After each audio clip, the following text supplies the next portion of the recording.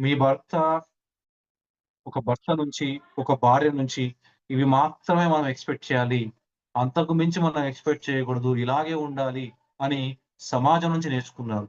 మీ అక్క జీవితంలో జరిగిందో, మీ అమ్మ జీవితంలో జరిగిందో, మీ నాన్న జీవితంలో జరిగిందో, మీ అన్నయ్య జీవితంలో జరిగిందో, మీ స్నేహితుడి జీవితంలో జరిగిందో, మీ బంధువు విషయంలో జరిగిందో తీసుకొని ఒక భర్త ఒక భార్యని అలాగే ఉంటాడు భార్యతోని. ఒక భార్య భర్తతో అలాగే ఉంటుందని మీరు గీత గీసుకొని ఉన్నారు.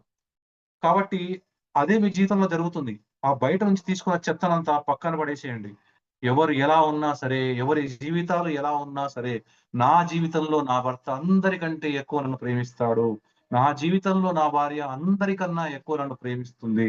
నా జీవితంలో నా పిల్లలు అందరికన్నా ఎక్కువ నన్ను ప్రేమిస్తారు. నా జీవితంలో అందరికన్నా స్నేహితులు నన్ను ఎక్కువగా ప్రేమిస్తారు అనే భావన నీతోని మీరు గట్టిగా పట్టుకొనుండండి. 10 మంది ఎలా ఉన్నా సరే, సమాజం ఎలా ఉన్నా సరే మీకు సంబంధం లేదు.